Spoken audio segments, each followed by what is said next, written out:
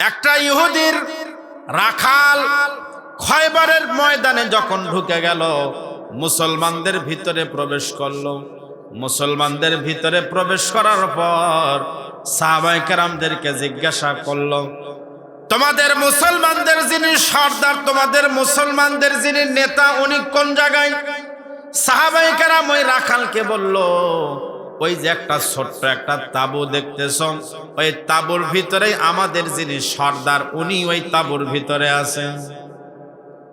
এই কথা শোনার পর রাখাল মনে মনে ভাবলো, মনে হয় মুসলমান না আমার সঙ্গে টিটকারি করলো, মুসলমান না মনে হয় আমার সঙ্গে মস্কারা করলো, কারণ একজন সর্দার যিনি হবেন উনি এইরকম একটা ছোট্ট একটা তাঁবুর মধ্যে থাকবেন, এটা তো মেনেই নেওয়া যায় না। আসলে যারা মুমিন যারা হবে, মুমিন ব্যক্তি যদি নেতৃত্ব দেয়, মুমিনরা যদি ক্ষমতায় যায়, তাদের মশান বাড়ে না, তাদের মশান দিন দিন কমে যায়। যারা বলেন কথা ঠিক কিনা? মুসলমানরা বললেন, ওই জায়গার মধ্যে আমাদের সর্দার আছে, যাও। রাখাল এবার ওই তাঁবুর মধ্যে প্রবেশ করলেন, আল্লাহর নবীর সঙ্গে দেখা করলেন। আল্লাহর নবীর সঙ্গে দেখা করার পর রাখাল ডাকদা বলল, আপনি কি আল্লাহর রাসূল? নবীজি বললেন, হ্যাঁ আমি আল্লাহর রাসূল। ওই রাখাল বলল, আপনি মানুষকে কি বলেন? আপনি মানুষকে কিসের পথে দাওয়াত দেন? নবীজি বললেন, আমি মানুষকে মূর্তি পূজা থেকে, আমি নবীজি মানুষকে মূর্তি পূজা থেকে আমি এক আল্লাহর ইবাদত করার জন্য আমি দাওয়াত দেই। মূর্তি পূজা ছাড়তে বলি, এক আল্লাহর দিকে আমি দাওয়াত দেই। এমন সময় ওই রাখাল ডাকতে বলল, ইয়া রাসূলুল্লাহ, আপনি যদি তাই করেন, আপনি যদি মানুষকে এক আল্লাহর দিকে আপনি যদি ডাকেন, এর বিনিময়ে কি লাভ হবে? নবীজি বললেন, কেউ যদি গায়রুল্লাহ বাদ দিয়া এক আল্লাহর ইবাদত যদি কেউ করে, জীবনেও কোনোদিন যদি শিরক না করে, ঈমান আমল নিয়ে যদি কবরে যাইতে পারে, আল্লাহ রাব্বুল আলামিন তার জন্য চিরদিনের জন্য জান্নাত তার জন্য আল্লাহ পাক দান করবেন। সুবহানাল্লাহ বলেন। এই রাখাল বলল, আমি যদি এখন আমার এই ইহুদি ধর্ম বাদ দিয়ে আমি যদি আপনাদের এই মুসলমান যদি হয়, আপনাদের কালেমা যদি পড়ি, তাহলে আমার কি হবে? নবীজি বললেন, তুমি যদি তোমার ধর্ম বাদ দিয়ে মুসলমানের এই কালেমা যদি পড়তে পারো, তাহলে আমি তোমাকে ভাই হিসাবে গ্রহণ করব, আমি তোমাকে আমার বুকের সঙ্গে আমার কাঁধের সঙ্গে মিলিয়ে নিব। রাখাল বলল, ইয়া রাসূলুল্লাহ, আপনি কি সত্যি আমার মতন একজন রাখালকে আপনার বুকের সঙ্গে জড়ে নেবেন? আমার শরীরের মধ্য থেকে তো ছাগলের দুর্গন্ধ বের হয়, আমার শরীরের মধ্য থেকে ঘামের দুর্গন্ধ বের হয়, এরপরেও কি আপনার শরীরের সঙ্গে আমাকে জড়ায় নেবেন? নবীজি বললেন, হ্যাঁ অবশ্যই। এবার রাখাল নবীজির এত সুন্দর আখলাক দেখে কালেমা পড়লেন, আশহাদু আল্লা ইলাহা ইল্লাল্লাহ ওয়া আশহাদু আন্না মুহাম্মাদান আবদুহু ওয়া রাসূলুহু। আল্লাহু আকবার বলেন। রাখাল যখন কালেমা পড়ল, রাখাল বললেন, রাসূলুল্লাহ, এখন আমি কি আমল করব? নবীজি দেখলেন এমন একটা সময় রাখাল কালেমা পড়ল, এই সময় কোনো নামাজের ওয়াক্ত নাই।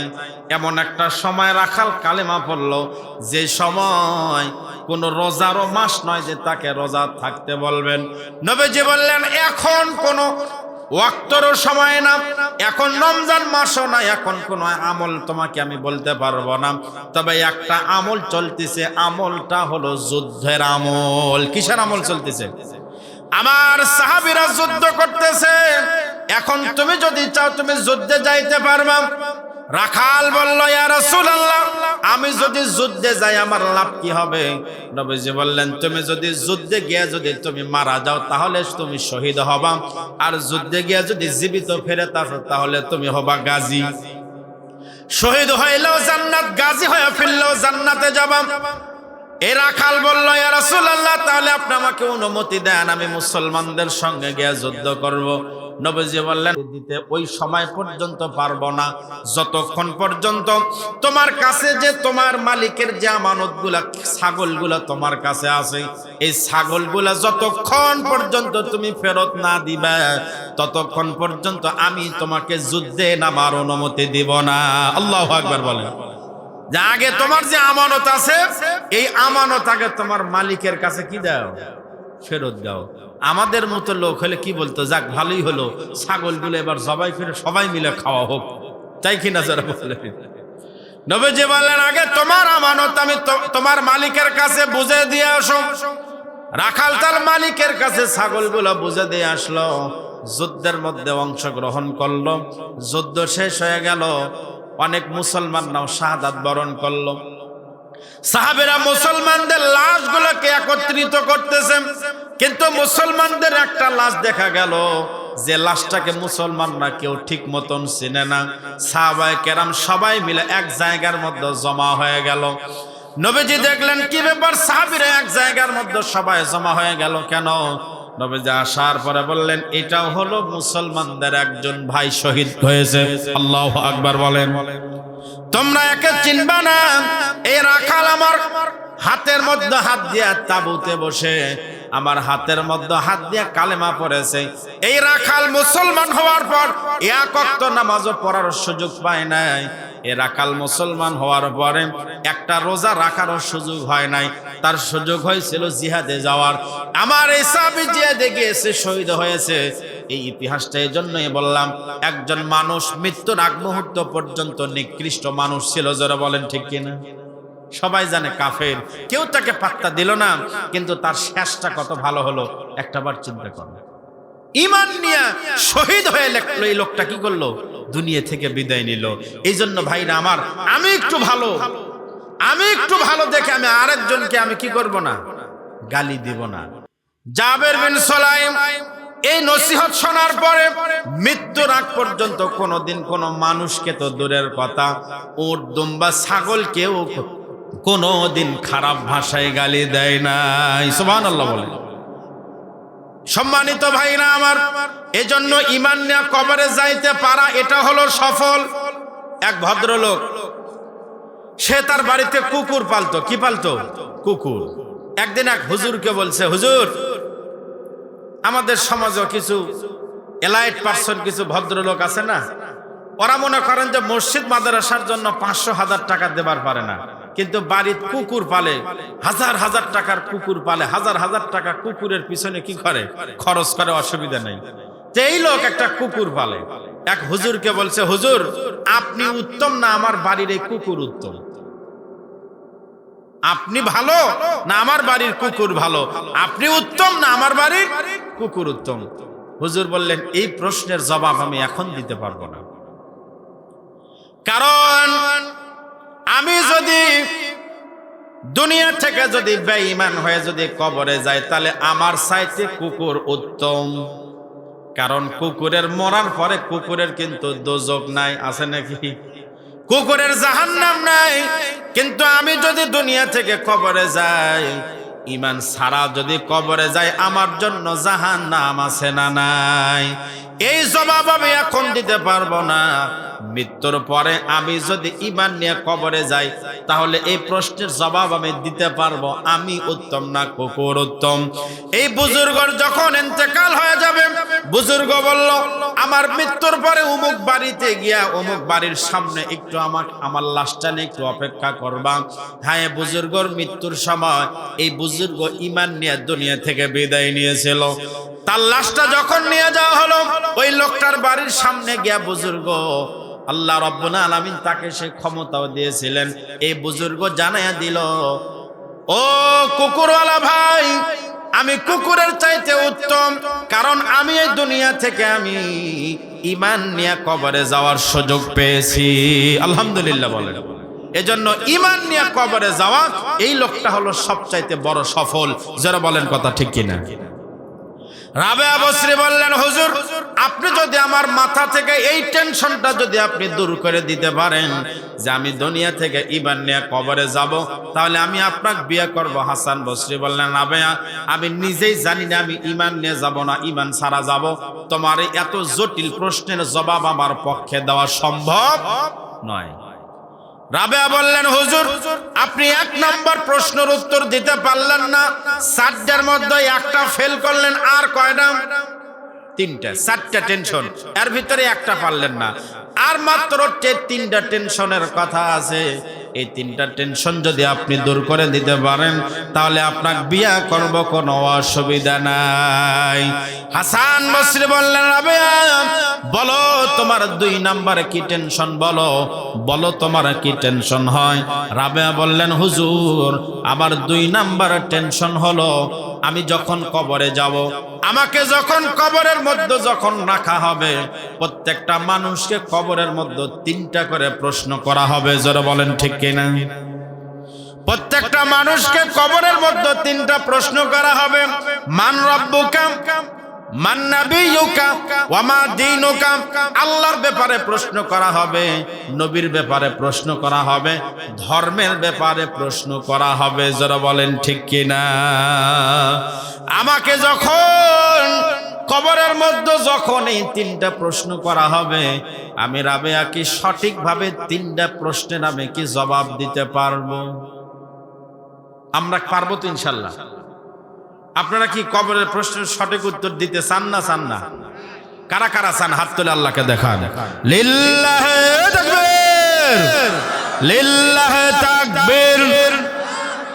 আল কোরআনের আলো, কোরআন হাদিস যেখানে, দুনিয়ার মুসলিম লিল্লাহি তাকবীর। হাত নামান। আল্লাহ আমাদের সবাইকেই কবরে 3টা প্রশ্নের সঠিক জবাব দেওয়ার আল্লাহ তৌফিক দান করুক। সকলে বলি আমিন। রাবেয়া বললেন, হুজুর আমার 2 নাম্বার টেনশন হলো কবরে গেলে আমি কি সঠিক 3টা প্রশ্নের জবাব দিতে পারবো? এই টেনশন আমার যখন হয় আমি রাবেয়া ঘুমাইতে পারি না, খাইতে পারি না। হাসান বসরি বললেন, রাবেয়া আমি তোমাকে আর কি জবাব দিব রাবেয়া? এই কথা যখন আমার মনে হয়, আমার যখন এই কথা মনে হয় আমি হাসান বসরি নিজে কবরে আমি 3টা প্রশ্নের সঠিক জবাব দিতে পারবো কিনা, ওই রাত আমি হাসান বসরি আর ঘুমাইতে পারি না। তাহলে 4টার মধ্যে 2টা ফেল, ঠিক কিনা? আর কয়টা আছে? আর থাকলো 2টা। রাবেয়া বলল, হুজুর আল্লাহ রাব্বুল আলামিন হাশরের ময়দানে 2টা দল বানাবেন। কয়টা দল? বাংলাদেশে বর্তমানে কয়টা দল আছে ভাই? 2টা। মানুষের 2টার নাম ভালো জানে, একটা আওয়ামী লীগ আর একটা বিএনপি, তাই কিনা? আল্লাহ রাব্বুল আলামিন হাশরের ময়দানে আওয়ামী লীগ আর বিএনপি জাতীয় পার্টি, ওয়াহাবি, সুন্নি এগুলা দল বানাবেন না। আল্লাহ রাব্বুল আলামিন হাশরের ময়দানে 2টা দল বানাবেন। ওই 2টা দলের কথা আল্লাহ কোরআনে বলেছেন, ফারিকুম ফিল জান্নাতি ওয়া ফারিকুম ফিস সাঈর। আল্লাহু আকবার বলেন। একটা দল হবে সেদিন জান্নাতি, আর একটা দল হবে জাহান্নামী। আমি রাবেয়া জান্নাতীদের দলে থাকবো না, জাহান্নামীদের দলে থাকবো। আমি জান্নাতীদের দলে থাকবো, এই গ্যারান্টি যদি আপনি আমাকে দিতে পারেন তাহলে আমি আপনাকে বিয়ে করব। হাসান বসরি কয়, আমি যে কোন দলে থাকি আমার তো নিজেরই কি নাই, গ্যারান্টি নেই, আমি তোমাকে কেমনে গ্যারান্টি দিব আমি কোন দলে থাকবো? তাহলে 4 টেনশনের মধ্যে 3টা টেনশনই দূর করতে পারলো না। আর টেনশন আছে কয়টা? আর মাত্র টেনশন আছে একটা। রাবেয়া বললেন, হুজুর আপনি 3টার উত্তর দিতে পারেন নাই, আর একটার জবাব যদি আপনি দিতে পারেন তাহলেও আমি আপনাকে বিয়ে করব। এই 4 নাম্বারটা শুনবেন নাকি আপনারা? আপনাকে কিন্তু বিয়ে হবে না। এটা হাসান বসরি রাবেয়া বসরির বিয়ের গল্প হচ্ছে, ঠিক আছে তো? ওয়াজ আসলেই ভাইরা এক ঠিকঠাক করুক, প্রধান বক্তার থেকে আপনারা ওয়াজ যা শোনার, আমি এইসব মাইক টাইক ঠিকঠাক লোকজন বসা সবকিছু গুছে গেছে লিখছি, বাদ বাকি আলোচনা হবে প্রধান বক্তা আমার বাবজান আলহাজ মুফতি মাওলানা বজলুর রশিদ হুজুর। ওয়াজ কাকে বলে তার ভিতরে ওটা জানা আছে, যারা বলেন ঠিক কিনা। ওয়াজ কত প্রকার, কি কি কেমনে হয়, তবে তার আগে মাইক যদি ভালো না হয় একটু সমস্যা হয়। এখন যে কারণেই হোক, ভোল্টেজ হোক বা বিভিন্ন কারণে, আওয়াজটা যতদূর পারেন সুন্দর করেন, যাতে পরবর্তী বক্তার কোনো অসুবিধা না হয়। ওয়াজ ভালো খারাপ এটা দুই জিনিসের উপরে নির্ভর করে। কয় জিনিস? একটা হলো প্রথমত আল্লাহর রহমত লাগে, দ্বিতীয় নাম্বার হলো মাইক ভালো হওয়া লাগে। এই দুইটা জিনিস ঠিক তো ওয়াজ ঠিক। আর এই দুটার ভিতরে যদি আল্লাহর রহমত না থাকে, মাইকও যদি খারাপ হয়, তে আম সালা দুটেই গেল। আমি বেশিক্ষণ ওয়াজ করব না, আসলে সময় তো কম আমার, আর বেশি ওয়াজ শোনার ভিতরে লাভ নাই। আছে এখনকার শ্রোতারা কি রকম জানেন? ওয়াজ বহু শুনে, কিন্তু ওয়াজ শুনে আমল করে না, যার জন্য ওয়াজ ভুলে যায়। ওয়াজ শুনে আমল করে? এখন খালি মানুষ দেখতে আসে, বক্তার ভাব দেখতে আসে, বক্তার ভাব দেখা নিয়ে ব্যস্ত। বক্তা কি বলল এটা দেখার সময় নেই। সাহাবাই কেরাম নবীজির কথা শুনতেন, নবীজির ভাব দেখতেন না, কি বলেন ওইটা শুনে আমল করতেন। আজকে আমরা একসাথে, আজকে মাগরিব থেকে নিয়ে রাত 12টা পর্যন্ত না হলো 5টা বক্তার আলোচনা হবে। যাওয়ার সময় যদি জিজ্ঞেস করা হয় কি ওয়াজ হলো, কি যে ওয়াজ হলো ভাই, আমি তো বাদাম খাইছি জানি না।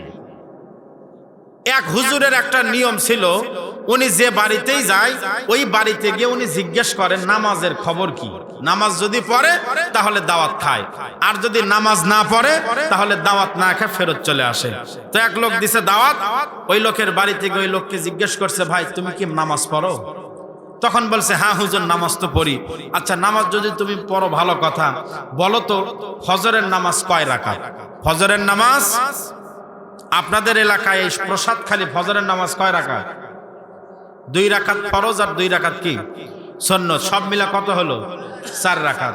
এখন এই শীতের দিনে যে খবর শুনলাম, বলতেছে হুজুর আমাদের মসজিদে মাঝে মাঝে 2-3 জন মিলে নামাজ পড়া লাগে। আসলে আমরা আজকে মসজিদের উন্নয়ন কল্পে মাহফিল করি, কিন্তু মসজিদের আসল উন্নয়ন কি এটাই আমরা জানি না। জানি আসল উন্নয়ন মনে করি একতলা মসজিদ 2 তলা হলো মানে মসজিদের উন্নয়ন। আসলে মসজিদের উন্নয়ন হলো মুসল্লি বাড়ানো। যারা বলেন কথা ঠিক কিনা? তো এই হুজুরের যে সিস্টেম জিজ্ঞেস করছে, বলো তো ফজরের নামাজ কয় রাকাত? এখন এই ফজর তো পড়ি না, খালি জুমার নামাজ পড়ে, আর জানাজা লাগলে ওগুলো পড়ে। ঈদের নামাজ পড়ে, তাও মানুষের দেখা দেখি পড়ে।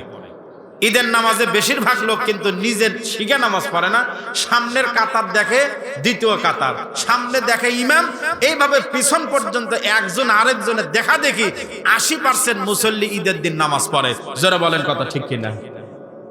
সম্মানিত ভাইরা আমার, তো যখন জিজ্ঞেস করছে ফজরের নামাজ কয় রাকাত, এই তো ফজর কোনোদিন পড়ে না, এমনি শীতকাল চলতেছে আরো খবর নাই। তখন কি উত্তর দিবে চিন্তা ভাবনা করে বলতেছে, হুজুর আমি খাবার নিয়ে আসি ভিতর থেকে, এসে আপনাকে বলবো ফজরের নামাজ কয় রাকাত। তার মানে ভিতরে গিয়ে বউকে আগে বলবি তুমি জানো নাকি? ভিতরে ঢুকে বউকে বলছে, এই তুমি কি জানো ফজরের নামাজ কয় রাকাত? বউ বলছে জানি না। মানে ফজরের নামাজ 2 রাকাত সুন্নত আর 2 রাকাত ফরজ, 4 রাকাত। হুজুর এক যায় বলো।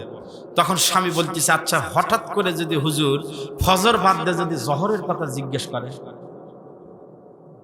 কয় তাহলে তো বেকায়দা, তাহলে তুমি আমাকে এটা বলো তো যে জহরের নামাজ কয় রাকাত?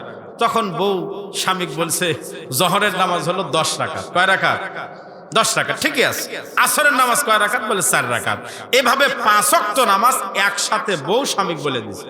এখন স্বামী যখন হুজুরের কাছে আসছে, হুজুর বলছে বলো ফজরের নামাজ কয় রাকাত? তখন স্বামীর ভিতরে ফজর আর জহর প্যাঁচ লেগে গেছে। ও তখন চিন্তা ভাবনা ছাড়াই হুজুরকে বলতেছে, হুজুর ফজরের নামাজ হলো 10 রাকাত। ফজরের নামাজ কয় রাকাত? হুজুর একদম কি মারছে, বেটা কি বললি? তখন ওই চিন্তা করে আসলে ভুলই হয়ে গেল মনে হয়, হুজুর আসলে মাফ করবেন, আসলে ফজরের নামাজ হলো 20 রাকাত। কয় রাকাত? হুজুর চিন্তা করতেছে, এক যত দাম কি মারমু তত রাকাত বাড়াবো, দরকার নাই বাবা, তোর দাওয়াত খাওয়া আমার দরকার নাই, আমি চলে গেলাম। বউ কিন্তু পিছন থেকে খালি আঙ্গুল দেখায় স্বামী, কে শুনে কার কথা? 4 আঙ্গুল দেখায়, শুনে না। হুজুর চলে যাওয়ার পরে বউ স্বামী বলতেছে, আচ্ছা তোমাকে তো পিছন থেকে আমি লোক দেখায় দিলাম, চার আঙ্গুল দিয়ে দেখালাম 4 রাকাত। স্বামী বলতেছে পাগলি কথাকার, 10 রাকাত বললাম হুজুর খেপে গেল, 20 রাকাত বললাম আরো গরম হলো, 4 রাকাত বললে যে কি হতো তুমি বুঝতে পারো না। তাহলে বোঝা গেল একসাথে সব শিখে একটাও মনে নেই। যারা বলেন কথা ঠিক কিনা? এজন্য সব মনে থাকা আসলে সম্ভব না। যতটুকুন পারবেন ততটুকুন শুনবেন, মানবেন। রাজি আছেন তো ইনশাআল্লাহ? রাবেয়া বসরি বলল, হুজুর আমার 4 নাম্বার টেনশন হলো আমি যে কারণে ঘুমাইতে পারি না, আল্লাহ রাব্বুল আলামিন জাহান্নামের উপরে একটা ব্রিজ বানাইছেন। কার উপর? এই ব্রিজের নাম কি? সেই ব্রিজের নাম হলো ফুলসিরাত। যে ব্রিজটা হবে চুলের চাইতে চিকন, যে ব্রিজটা হবে খুরের চাইতেও ধারালো, যে ব্রিজটা পার হওয়া লাগবে এত অন্ধকারের ভিতরে, আমাবস্যার রাতের চাইতে অন্ধকার, ওই ব্রিজ পার হওয়া লাগবে 30,000 বছর সময়। এই যে একটা ব্রিজ, এই ব্রিজকে আমি পার হতে পারবো, এই গ্যারান্টি কি আপনি আমাকে দিতে পারবেন? এমন সময় রাবেয়া বসরি বললেন, এই কথা বলার পর হাসান বসরি শুনে বলে, রাবেয়া তুমি ফুলসিরাত পার হতে পারবা কিনা এই গ্যারান্টি আমি কেমনে দেব? আমি নিজেই পারবো কিনা এই গ্যারান্টি তো আমার নিজেরই নাই। কিন্তু ভণ্ড হলে কি করতে হবে? যদি খালি হাসান বসরি না হইয়া খাজা বাবা বা তেনা বাবা হতো, বলতো রাবেয়া বিয়ে করো, ফুলসিরাত আমি পার করে নিয়ে যাবো। আমাদের বাংলাদেশে কিছু ভণ্ড আছে না নাই? এরা ফুলসিরাত পার করার সব ডিলারি লিছে। সম্মানিত ভাইরা আমার, সময় কম, এটা এই কারণে বললাম এই দুনিয়ার মধ্যে সফলকে এটা আমরা জানি না। সফল হলো ওই লোক যার জীবনে কোনো টেনশন নাই। আপনারা বলেন তো, টেনশন ছিল না এরকম কোনো মানুষ আছে? আপনার টেনশন আছে না নাই? মরার পরে আপনি ফুলসিরাত আমি আপনি পার হতে পারবো কিনা টেনশন আছে না নাই? তাহলে বোঝা গেল সফল হওয়ার জন্য 1 নাম্বার শর্ত দুনিয়াত কারো মধ্যে নাই। 2 নাম্বার সফল হওয়ার জন্য শর্ত হলো যার জীবনে কোনো ভয় নাই। কি নাই? ভয় আছে না নাই? 17 বছর ক্ষমতায় থাকলো, ডান বাম কিছু দেখলো না, কিন্তু 5 আগস্টে বলা হলো 45 মিনিটের 1 সেকেন্ড পার করা যাবে না। 45 মিনিট 1 সেকেন্ড পার করতে পারে নাই ভয়ের ঠেলায়। যে ওবায়দুল কাদের মানজাত বল নাই, স্টেজে উঠে মাইক ধরেই কয় খেলা হবে, ওই ওবায়দুল কাদের পর্যন্ত দেশ থেকে পালিয়ে গেছে। যারা বলেন কথা ঠিক কিনা? তাহলে ভয় আছে না নাই? পিছনে কত প্রশাসন কত কি ছিল, পরে দেখে একজনও নাই, ভাঙ্গা বিমানে চড়ে পালিয়ে গেছে। যারা বলেন কথা ঠিক কিনা? তাহলে ভয় ওদেরও আছে, এক কথা সবারই আছে। আমারও ভয় আছে, আমি মৃত্যুর সময় কিভাবে যে যাব, এই ভয় আছে না নাই? যারা বলেন। তাহলে দুনিয়ার মধ্যে যার ভিতরে ভয় আছে তাই কোনোদিন সফল হতে পারবে না। 3 নাম্বার শর্ত হলো কেউ যদি সফল হতে চায়, 3 নাম্বার শর্ত হলো এই মন দুনিয়াতে যা চায় তাই করতে পারা। মন যা চায় তাই করা সম্ভব? বলেন তো এই দুনিয়াতে মন যা চায় তাই কি আপনারা করতে পারেন? সম্ভব? এই দুনিয়াতে আপনার মন চায়, আমার মন চায় যে যদি আজীবন, আমি এখন যুবক, এখন আমার যৌবন কাল, এই যৌবন কালটা যদি আমি ধরে রাখতে পারতাম তাহলে আমার ভালো লাগতো। এই যে আমার পাশে মুরব্বী আছেন, এই মুরব্বীরা কিন্তু একদিন আমার মতন যুবক ছিল কিনা? এখন কাঁচা দাড়ি কাঁচা চুল সব পাকে গেছে, রং ধরা যৌবনে জং ধরে যায়। তাহলে আজীবন আপনি যৌবন কাল ধরে রাখতে চাইলে আপনি কি পারবেন? পারবেন না। যারা দাড়ি সেভ করে, আমি মনে করি এরা ওই কারণে দাড়ি সেভ করে যাতে আমাকে দেখে যুবক যুবক মনে হয়। বলেন তো, আপনি যদি দাড়ি 50 বছর পর্যন্ত কামান, এরপরেও কি আপনার বুড়ো হওয়া লাগবে না? বৃদ্ধ হওয়া লাগবে না? আপনার দাড়ি ফালাইলে আপনি বৃদ্ধ হওয়া আপনি আটকায় রাখতে পারবেন না। বয়স হয়ে যাবে, আপনি বৃদ্ধ হবেন, চাই আপনার দাড়ি থাক আর না থাক। যারা বলেন কথা ঠিক কিনা? তাহলে এই দুনিয়াতে আজীবন আপনি যৌবনকাল ধরে রাখতে পারবেন না। 2 নাম্বার মন চাই এই দুনিয়াতে যদি মরা না লাগতো। কেউ কি মরতে চায়? 10 তলা বিল্ডিং বানিয়ে রাখছে, নওগাঁও আছে, বগুড়াতেও আছে, ঢাকায়ও আছে, ভালো ভালো খাওয়া, ভালো ভালো রাজপ্রাসাদ। বলেন তো মরবের মন চায়? কিন্তু মরা লাগে কি না ভাই? কোটিপতিরও মরা লাগে, ফকিরেরও মরা লাগে। যারা বলেন কথা ঠিক কিনা? কেউ মরতে চায় না। তিন নাম্বার, এই দুনিয়াতে মন চায় পুরুষের চাহিদা যেরকম, নারী আর পুরুষের চাহিদা এক না। পুরুষের চাহিদা হলো যদি প্রত্যেক বছরে, মাসে না হোক, সপ্তাহে না হোক, বছরে যদি একটা করে বিয়ে করা গেল, এটা পুরুষের চাহিদা। নারীর চাহিদা এরকম না। নারী পুরুষের যেরকম শারীরিক পৃথক, শারীরিক যেরকম পৃথক আছে, চাহিদার ভিতরে একটা ভিন্নতা আছে। নারীর চাহিদা হলো এক স্বামী নিয়ে মৃত্যু পর্যন্ত থাকা, কিন্তু পুরুষের চাহিদা হলো বছরে অন্তত একটা করে যদি বিয়ে করা যেত তাহলে খুবই ভালো হতো। আপনি যদি 80 বছরের একটা মুরব্বী বলেন, দাদা দাদি তো মারা গেছে, 5 বছর হলো বিয়ে করবেন না, বিয়ের কথা শুনে কোন মুরব্বী 80 বছরের যদি বয়স হয়, কেউ কোনোদিন রাগ করছে? কেউ রাগ করে? বলবি নাতি তুই আমার বুকে, তাই ভাই আমার মনের কথা বলছো, যদি সময় থাকতো আমি তো অবশ্যই একটা বিয়ে করতাম। তাহলে বোঝা গেল বিয়ের কথা বললে কেউ কোনোদিন রাগ করে না।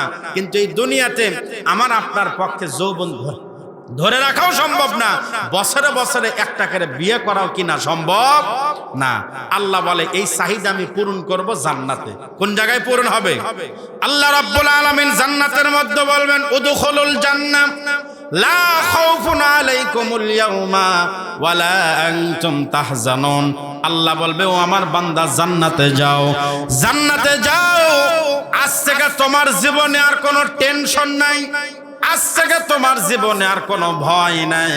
এরপরে আল্লাহ বলবে, এই দুনিয়ার মধ্যে তোমার মন চাইছিল যৌবনকাল ধরে রাখতে মন চাইছিল, কিন্তু যৌবনকাল ধরে রাখতে পারো নাই, কারণ বয়স হয়ে গেলে তোমার মুরব্বী হওয়াই লাগবে। আল্লাহ জান্নাতের মধ্যে কোনো মুরব্বী, কোনো বুড়া মানুষকে আল্লাহ জান্নাত দিবেই না। আল্লাহ মুরব্বী মানুষকে জান্নাত দেবে? জান্নাতে দেওয়ার আগে আল্লাহ বলবে, যাও অমুক নহরের মধ্যে গোসল করো। ওই নহরের মধ্যে নামা মাত্র 80 বছরের বৃদ্ধ 33 বছরের যুবকের রূপ ধারণ করবে। আল্লাহু আকবার বলেন। ইউসুফ নবীর মতো সুন্দর চেহারা হবে। এইবার আল্লাহ বলবে, জান্নাতে যাও। দুনিয়াতে মনে করেছিলাম কত কিছুই করলাম, মনে মনে ছিল মরবা না, কিন্তু দুনিয়াতে মৃত্যুবরণ হয়েছিল তোমার, যাও জান্নাতে যাও, আজ থেকে আর মরার কোনো টেনশন নাই। আল্লাহু আকবার বলেন। দুনিয়ার মধ্যে মনে চাইছিল বছরে বছরে একটা করে যদি বিয়া করা যায়, তো যাও জান্নাতের মধ্যে আমি 70টা বউ দিলাম, এই 70টা বউ আপাতত দিলাম, এরপরে আমি আল্লাহ পাক রুচি বদলায়া তোমার বউ বাড়ায়া দিব। আল্লাহু আকবার জোরে বলেন। সম্মানিত ভাইরা আমার, তাহলে বোঝা গেল এই দুনিয়ায় সফল কেউ না, সফল হতে হলে জান্নাতে যাওয়া লাগবে। জোরে বলেন কথা ঠিক কিনা? এই জান্নাতে কি এমনি যাবে? এমনি এমনি যাওয়া যাবে? এখান থেকে নওগাঁ কি এমনি যাওয়া যাবে না? গাড়ি চড়া লাগবে, গাড়ি তুললে ভাড়া দেওয়া লাগবে কিনা? লাগবে। এই জান্নাতে যদি যাইতে চান তাহলে 3টা কর্মসূচি পালন করা লাগবে। কয়টা? 1 নাম্বার হলো, এখানে একটা কোরআন রাখলে ভালো হতো, এই দুনিয়াতে কোরআন পড়তে হবে, এটা হলো 1 নাম্বার কর্মসূচি। 2 নাম্বার কর্মসূচি হলো 5 ওয়াক্ত নামাজ পড়া লাগবে। কি পড়া লাগবে? 5 ওয়াক্ত নামাজ। 3 নাম্বার কর্মসূচি হলো, আল্লাহ আপনাকে যতটুকু সম্পদ দিয়েছে এই সম্পদ থেকে আল্লাহর রাস্তায় কিছু দান করা লাগবে। পারবেন তো ইনশাআল্লাহ? আল্লাহর রাস্তায় যদি দেন, লাভ কি হবে? আমরা দুনিয়াতে লাভ ছাড়া কেউ কোনো কাজ করতে চাই? বলেন তো। আপনাকে যদি এখন আমি বলি, ভাই আপনাদের পাশে যে নদী আছে, নদীতে গিয়া একবার আপনি শুধু ডুব ধুয়ে আসবেন, আপনি জিজ্ঞেস করবেন, হুজুর আপনি কি দিবেন? বলবেন না? এত রাতের বেলায় ঠান্ডার ভিতরে ডুব ধোবো এমনি এমনি? যদি আপনাকে বলি, ভাই 10টা করে টাকা দিব, যারা যারা আপনাদের এই গ্রামের পুকুর বা নদীতে গিয়ে ডুব ধুয়ে আসতে পারবেন, 10 টাকার জন্য কি কেউ আপনারা পুকুরে নামবেন? এখন আপনারা হাতই ঢুকাবেন না পানির ভিতরে। কিন্তু এখন যদি ঘোষণা দেওয়া হয়, কেউ যদি আপনাদের গ্রামের বড় পুকুরে গিয়ে গোসল করে আসতে পারে, তাকে 1টা করে গোসলের বিনিময়ে 1 লাখ করে টাকা দেওয়া হবে। কয় লাখ? আমি আর সভাপতি আগে দৌড় মারব যে হুজুর আমি আর আপনি যাই, তো চলেন তো।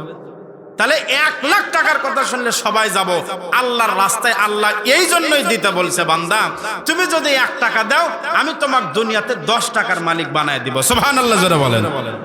সময় কম। আপনাদের ভিতরে এই কথা যারা বিশ্বাস করেন, আল্লাহর রাস্তায় 1 টাকা দিলে আল্লাহ 10 টাকার মালিক বানায় দেয়, তাদের কাছে অনুরোধ হলো এই মাহফিলের জন্য, এত সুন্দর একটা মাহফিলের আয়োজন এই প্রসাদখালীর লোকজন মিলে করেছে। আপনাদের পক্ষে যদি কারো সম্ভব হয়, বিশেষ করে এই প্রসাদখালীর মানুষের কাছে আমার আবেদন হলো, আপনারা এই মাহফিলের জন্য আপনাদের কাছে আমি প্রথমে বেশি নয়, মাত্র 30 জন মানুষ, 15 মিনিট সময়, 30 জন মানুষ আমি আপনাদের কাছে দেখতে চাই, যারা এই মাহফিলের জন্য, আগামীতে মাহফিল হবে, এই মাহফিল কিয়ামত পর্যন্ত চলবে, এই গ্রাম যতদিন থাকবে মাহফিল হবে। এটা কি আপনারা চান না চান না?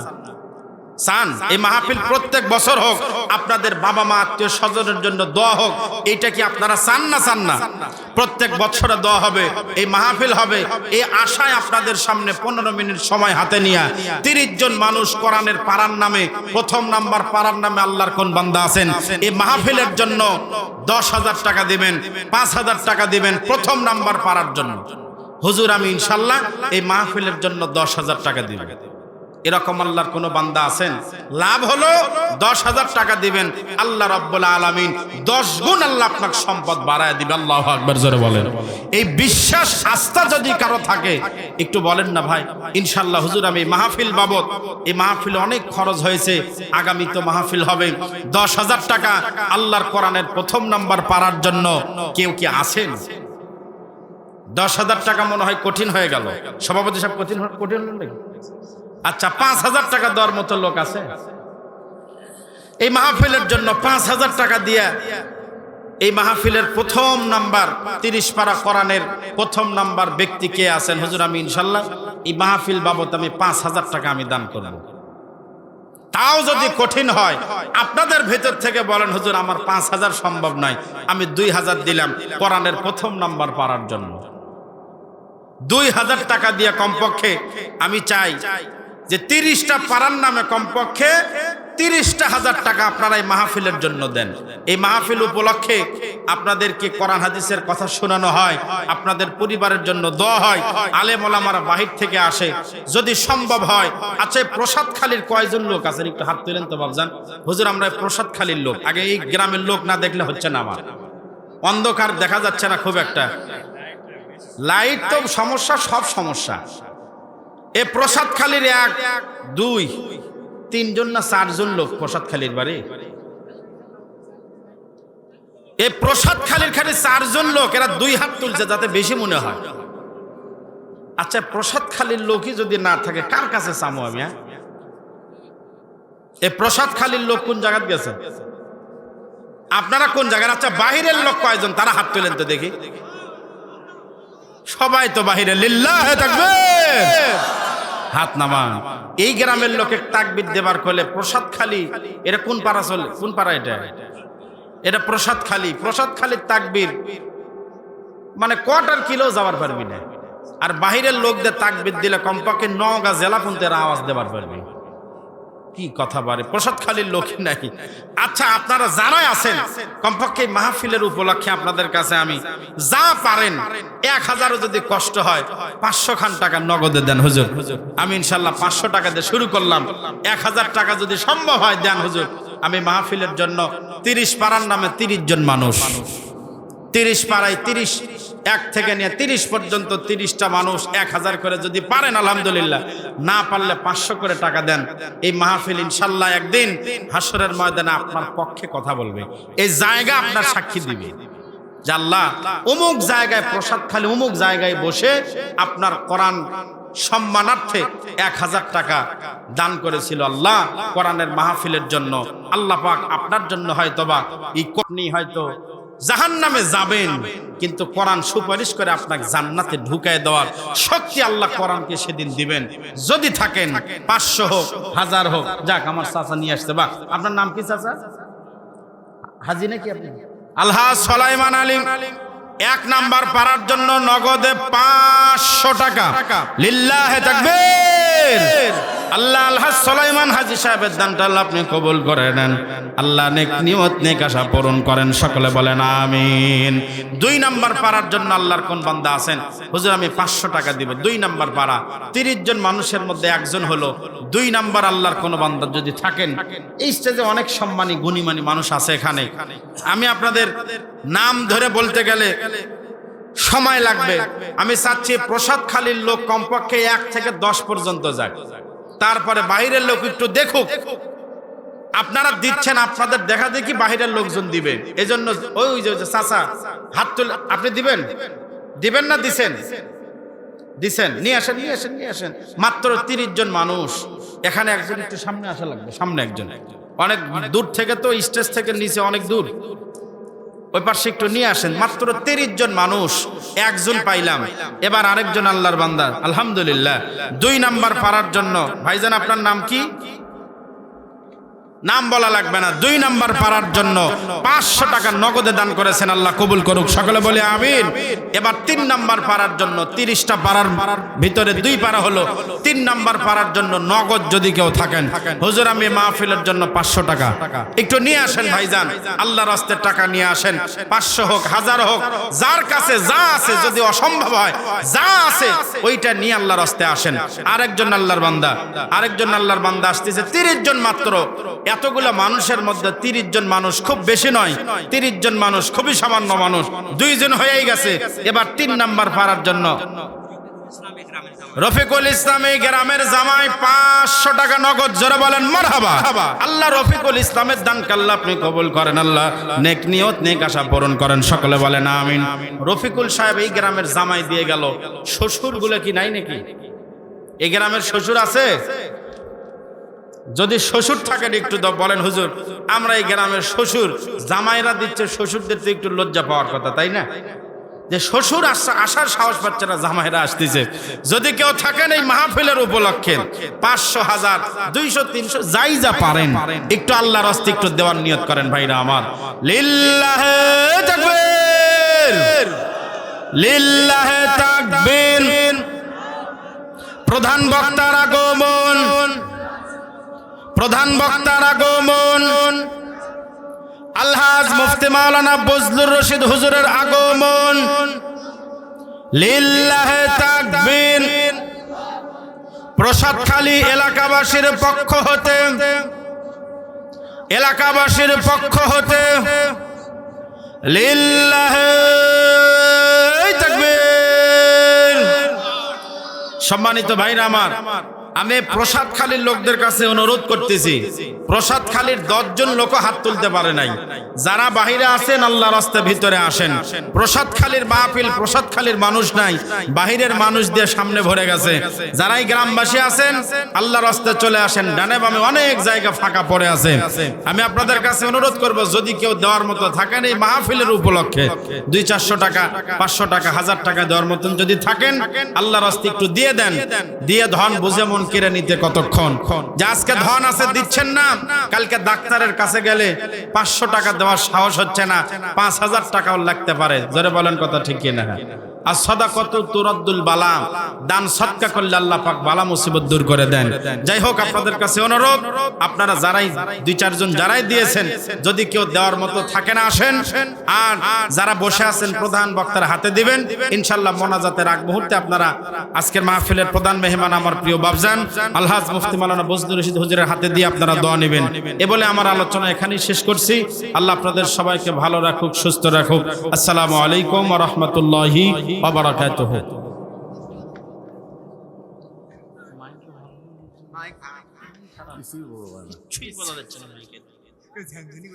একবারে মানে ভোল্টেজ নাই না কি নাই, মিউজিক নাই গেল ভাই, তুই ডাক